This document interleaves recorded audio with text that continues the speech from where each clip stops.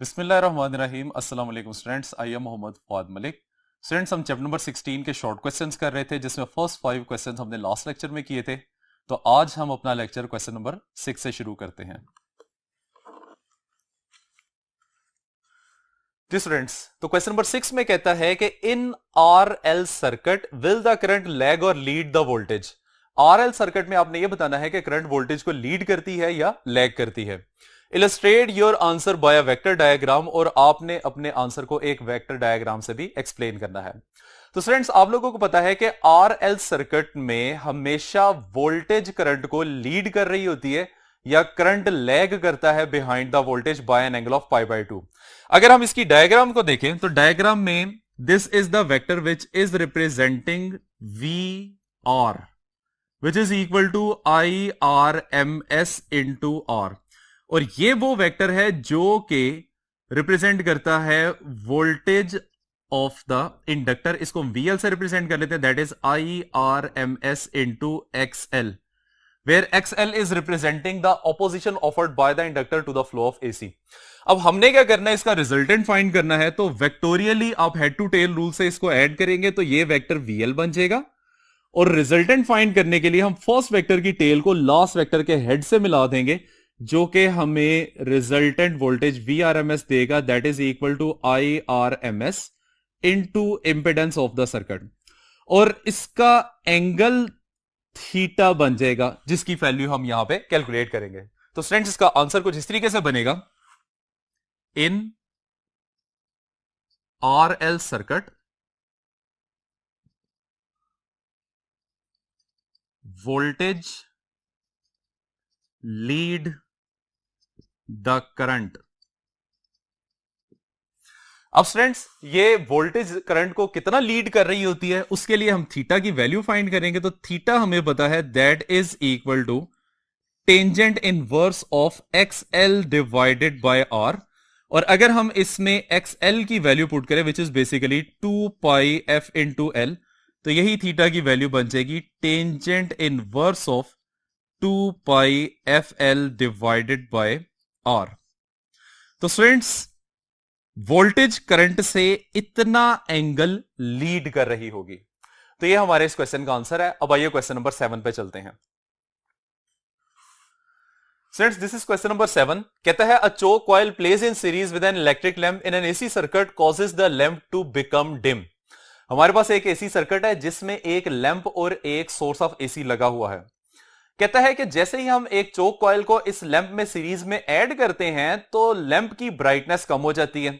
ऐसा क्यों होता है, ये क्वेश्चन का फर्स्ट पार्ट है। सेकेंडली कहता है a variable capacitor added in series in this circuit may be adjusted until the lamp glows with normal brilliance. हम एक वेरिएबल कैपेसिटर को भी इसी सर्किट में सीरीज कॉम्बिनेशन में ऐड करके उसको इस तरह से एडजस्ट करते हैं कि लैंप दोबारा अपनी नॉर्मल ब्राइटनेस या नॉर्मल ब्रिलियंस को अचीव कर ले। Explain how is this possible, और आपने यह भी एक्सप्लेन करना है कि ऐसा किस तरह से मुमकिन है। तो स्टूडेंट्स, यहां पे हमारे पास 3 सिचुएशंस बनती हैं। फर्स्ट सिचुएशन जो कि उसने हमें पहले नहीं बताई हुई, कि हमारे पास एक सर्किट है जिसमें सोर्स ऑफ AC लगा हुआ है और इसके साथ एक अदद लैंप लगा हुआ है जो कि अपनी नॉर्मल ब्रिलियंस शो कर रहा है। अब स्टूडेंट्स, इस केस में अगर आप करंट की वैल्यू फाइंड करना चाहें तो वो क्या बनेगी। तो इस सिचुएशन में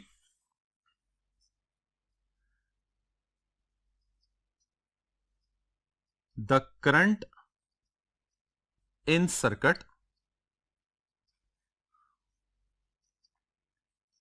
बिफोर choke is placed। अब स्टूडेंट्स, अगर आप गौर करें तो यहां पे सिर्फ एक सोर्स ऑफ एनर्जी लगा हुआ है और उसके साथ एक लैंप लगाया हुआ है। अगर हम सपोज कर लें कि resistance of the lamp capital R के इक्वल है, तो फ्लो करने वाला करंट, उसकी वैल्यू बाय ओहम्स लॉ निकल आएगी, I is equal to V divided by R, यानी कि इनिशियली लैंप में से पास करने वाला करंट I के इक्वल है। अब स्टूडेंट्स, हम इस सिचुएशन के अंदर सीरीज कॉम्बिनेशन में एक चोक कॉइल को ऐड करते हैं। तो जैसे ही आप चोक कॉइल को ऐड करेंगे लैंप की ब्राइटनेस कम हो जाएगी। उसकी रीजन यह है कि चोक कॉइल बेसिकली एक ऐसा डिवाइस है जो कि करंट को एसी सर्किट में कंट्रोल करता है, यानी उसके फ्लो को अपोज करता है। और दूसरी तरीके से आप इसको देख सकते हैं कि यहां पे इंडक्टर जिसकी ऑपोजिशन को XL से रिप्रेजेंट किया हुआ है, ये लैंप की रेजिस्टेंस के साथ सीरीज कंबिनेशन में, और डेफिनेटली ये सर्किट की नेट इंपेडेंस को बढ़ाना शुरू कर रही है। अब स्टूडेंट्स, जब सर्किट की इंपेडेंस इंक्रीज करेगी तो लैंप में से फ्लो करने वाला करंट डिक्रीज होगा, जिसकी वजह से इसकी ब्राइटनेस कम होना शुरू हो जाती है। तो ये हमारे पास सेकंड केस बन जाएगा, when choke coil is placed। तो इस सिचुएशन में सर्किट की नेट इंपेडेंस जो है वो इक्वल आ जाएगी Z is equal to XL square plus R square. और अगर मैं लैंप में से पास करने वाला करंट फाइंड करूं तो करंट का रिलेशन क्या बनेगा, according to Ohm's law I is equal to V divided by Z। इसको हम I प्राइम का नाम दे लेते हैं। अब स्टूडेंट्स, आप इन दोनों रिलेशन से देख सकते हैं कि I प्राइम की वैल्यू लेस है I से, और यही वजह है कि लैंप की ब्राइटनेस कम हो जाती है। अब स्टूडेंट्स, इसका आंसर हम इस तरह से लिख लेते हैं, सिंस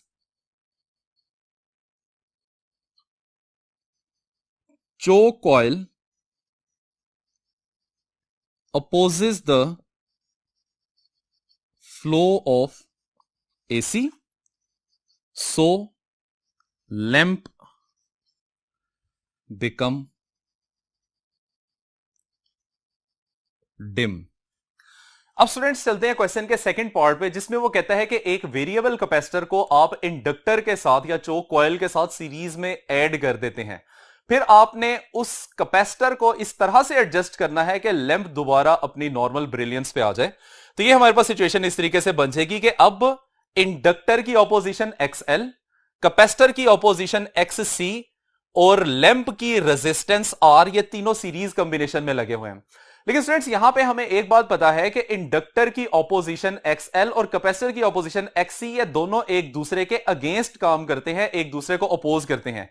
तो हमने इस वेरिएबल कैपेसिटर को इस तरह से एडजस्ट करना है कि इंडक्टर की ऑपोजिशन और कैपेसिटर की ऑपोजिशन दोनों एक दूसरे के इक्वल आ जाएं, और इस सिचुएशन में ये दोनों डिवाइसेस एक दूसरे के इफेक्ट को खत्म कर देंगे, मतलब कि ये दोनों डिवाइसेस सर्किट में लगे ही नहीं हुए। और इस सिचुएशन में अगर आप गौर करें तो फिर हमारे पास सर्किट की टोटल रेजिस्टेंस कैपिटल R के इक्वल, और उसमें फ्लो करने वाला करंट अगर हम कैलकुलेट करें तो वो कैपिटल I के इक्वल आ जाएगा, जिसकी वजह से लैंप दोबारा अपनी नॉर्मल ब्रिलियंस पे आ जाता है। तो स्टूडेंट्स, इसका आंसर कुछ इस तरीके से बनेगा, with variable capacitor in series, circuit की इंपेडेंस बनेगी Z is equal to under root of R square plus XL minus XC square. अब स्टूडेंट्स, आपने कैपेसिटर को इस तरह से एडजस्ट करना था कि हम इस कंडीशन को अचीव कर लेते कि XL इक्वल आ रहा है XC के, और जब ये दोनों वैल्यूज इक्वल होंगी तो इस फैक्टर का आंसर 0 के इक्वल हो जाएगा, यानी कि अंडर रूट R स्क्वेयर बनेगा, जो कैंसलेशन के बाद इंपीडेंस की वैल्यू R के इक्वल आ जाएगी। इंप्लाइज दैट अगर आप सर्किट का करंट फाइंड करें तो इसको हम I डबल प्राइम से रिप्रेजेंट कर लेते हैं, which is equal to V divided by Z, और Z चूंकि R के इक्वल है तो ये वैल्यू तो इनिशियल करंट की थी, तो इस वजह से सर्किट में फ्लो करने वाला करंट दोबारा I के इक्वल आ जाएगा, और इसी वजह से लैंप दोबारा अपनी नॉर्मल ब्रिलियंस पे आ जाता है। आइए स्टूडेंट्स, अब हम क्वेश्चन नंबर 8 पे चलते हैं। तो स्टूडेंट्स, क्वेश्चन नंबर 8 में कहता है कि explain the condition under which the electromagnetic waves are produced from the source. आपने वो कंडीशन बतानी है जिसमें इलेक्ट्रोमैग्नेटिक वेव्स एक सोर्स प्रोड्यूस कर सकता है। तो students, electromagnetic waves basically oscillating electric और मैग्नेटिक फ्लक्स होता है, जो कि बेसिकली एक एक्सेलरेटिंग चार्ज पार्टिकल से जनरेट करवाया जा सकता है, या आप कह सकते हैं कि एक ऐसे सोर्स से करवाया जा सकता है जो कि चार्ज पार्टिकल्स को ऑसिलेट करवा सकता हो। तो स्टूडेंट्स, इसका आंसर इसी तरीके से बनेगा, electro magnetic waves are basically oscillating electric flux and magnetic flux through some region of space. This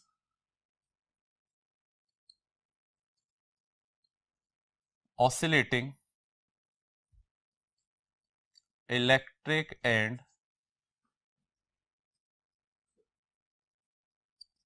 magnetic flux is only achieved when a charge particle is oscillating, या हम इसको लिख सकते हैं एक्सेलरेटिंग। तो जब भी आप एक चार्ज पार्टिकल को ऑसिलेट करवाएंगे या एक्सेलरेट करवाएंगे, वो इलेक्ट्रोमैग्नेटिक रेडिएशन प्रोड्यूस करना शुरू कर देगा। आइए स्टूडेंट्स, अब हम क्वेश्चन नंबर 9 की तरफ चलते हैं। क्वेश्चन नंबर 9 में कहता है how the reception of a particular radio station is selected on your radio set. हम अपने रेडियो सेट के ऊपर एक खास किस्म का रेडियो स्टेशन जो हम सुनना चाहते हैं उसको किस तरीके से सिलेक्ट करते हैं। स्टूडेंट्स, आप लोगों को पता है कि रेडियो में बेसिकली एलसी पैरेलल सर्किट लगा होता है जिसमें कैपेसिटर वेरिएबल यूज किया जाता है। तो स्टूडेंट्स, जब आप रेडियो की नॉब को रोटेट करते हैं तो एक्चुअली आप सर्किट में लगे हुए कैपेसिटर की कैपेसिटेंस को चेंज कर रहे होते हैं, जिसकी वजह से बाय दिस फॉर्मूला सर्किट की रेजिस्टेंस, सर्किट की फ्रीक्वेंसी चेंज होती है। और जैसे ही ये फ्रीक्वेंसी उस सिग्नल की फ्रीक्वेंसी के इक्वल आ जाती है, इस सिचुएशन में रेजोनेंस होना शुरू हो जाती है। और स्टूडेंट्स, आप लोगों को पता है कि रेजोनेंस के दौरान मैक्सिमम एनर्जी एब्जॉर्ब की जाती है और उस एनर्जी के कॉरेस्पॉन्डिंग जो भी इंफॉर्मेशन होती है, जो भी चैनल होता है, आपका रेडियो सेट उसको कैच करना शुरू कर देता है। तो स्टूडेंट्स, इस क्वेश्चन का आंसर पेज नंबर 30 के लास्ट पे और पेज नंबर 31 के टॉप पैराग्राफ में दिया गया है।